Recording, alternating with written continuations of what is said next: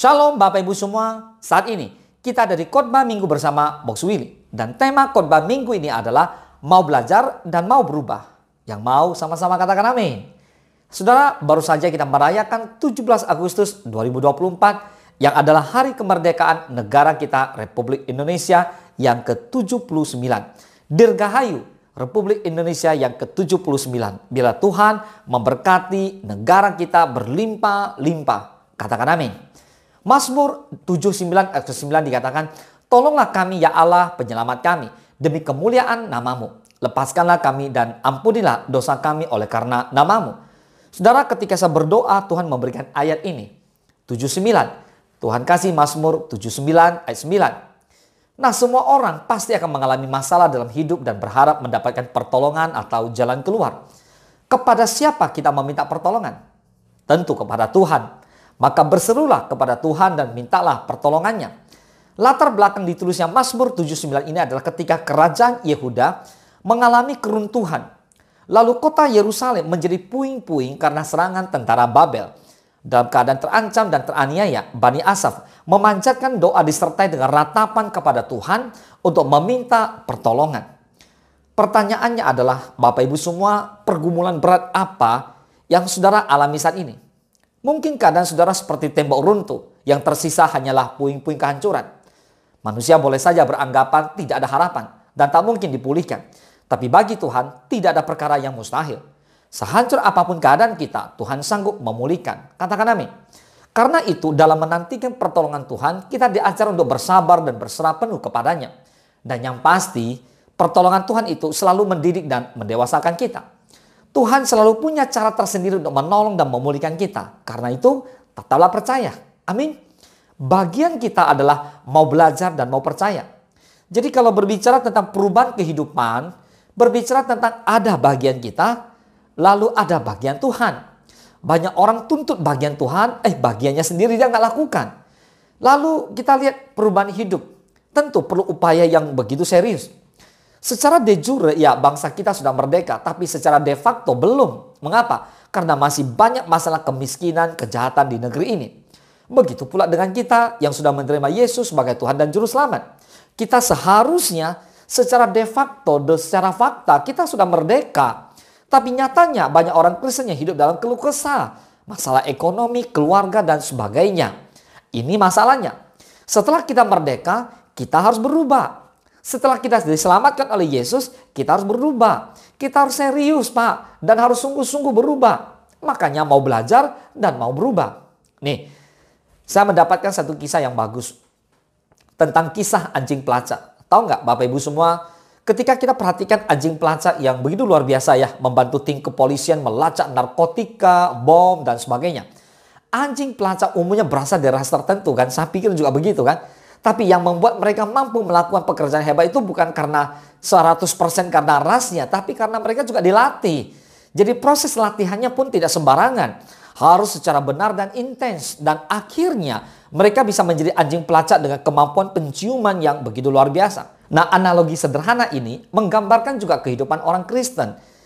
Untuk menjadi seorang Kristen yang luar biasa, kita perlu mengalami transformasi kehidupan yang terus-menerus. Hingga kian hari kian seperti Kristus.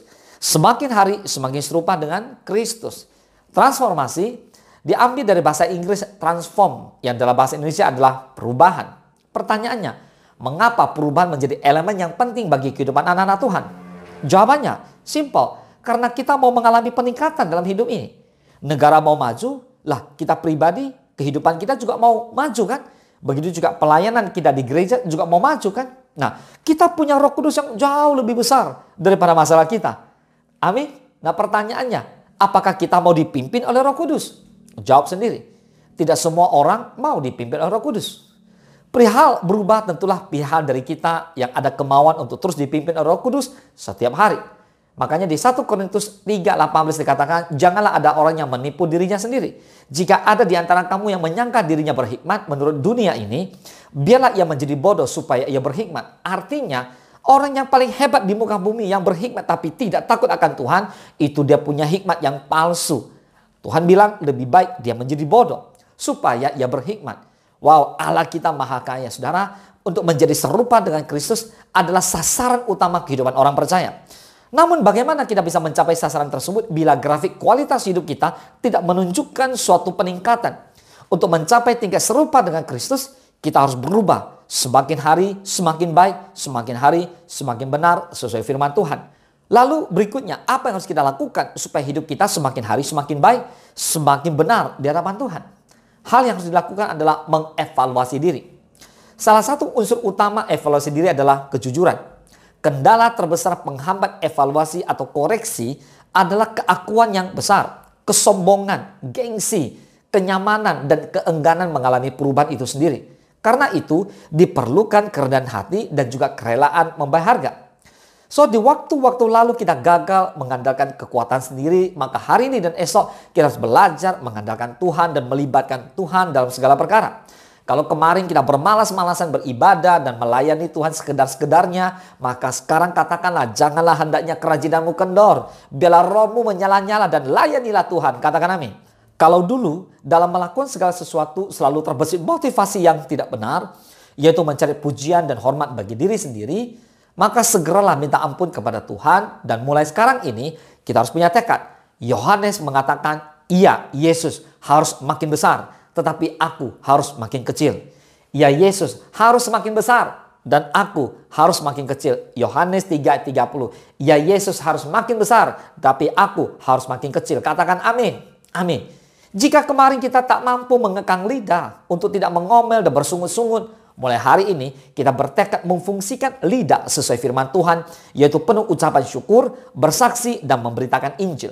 So, perihal perubahan tentulah dari pihak kita ada kemauan untuk terus dipimpin oleh Roh Kudus setiap hari. Yohanes 8 ayat 32 dikatakan, dan kamu akan mengetahui kebenaran, dan kebenaran itu akan memerdekakan kamu. Saudara, saya menemukan ada satu kisah transformasi yang luar biasa lewat yang namanya wiper. Apa itu wiper? Wiper itu yang untuk membersihkan kaca di depan mobil. Nah, kaca mobil yang terkena suatu kotoran atau air hujan biasanya akan dibersihkan dengan menggunakan wiper. Dan biasanya wiper terpasang di bagian depan dan belakang mobil. Dengan adanya wiper, maka pandangan pengendara tidak akan terhalang dan bisa melihat jelas ke arah depan atau belakang. Saudara, wiper memang memiliki peranan yang sangat penting untuk keselamatan para pengendara. Karena kinerja wiper sangat berkaitan dengan peningkatan keselamatan berkendara. Apabila hujan deras dan mobil tidak menggunakan wiper, maka kaca mobil berembun. Nah, embun yang terlihat di kaca akan menghalangi pandangan pengendara. Nah, ketika pandangan pengendara terhalang, maka resiko kecelakaan berkendara sangatlah tinggi. Hal ini menjadikan wiper sebagai piranti tambahan mobil yang sangat penting dan harus ada pada semua jenis kendaraan. Namun, tahukah Bapak Ibu semua bahwa saat mobil dipasarkan pertama kali, kaca mobil belum dilengkapi dengan wiper. Pada zaman dahulu saat seseorang mengendarai mobil dan tiba-tiba turun hujan, yang mereka lakukan adalah kepalanya melonggok keluar seperti ini.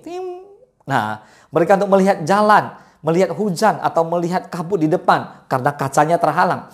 Maka kemungkinan mereka juga bisa berhenti dulu menunggu sampai hujan reda lalu melanjutkan perjalanan kembali.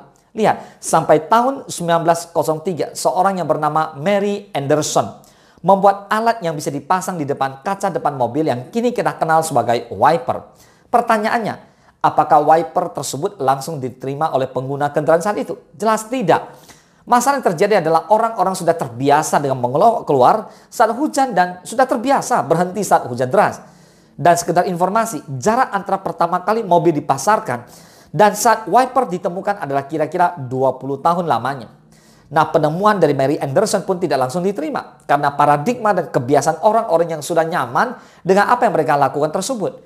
Kalau mungkin kita ada di posisi Mary Anderson waktu itu, bisa jadi kita pun ragu apa yang ada bakal menerima kaca mobilnya dipasang wiper. Dan saat itu dunia masih ragu-ragu dengan sesuatu yang baru.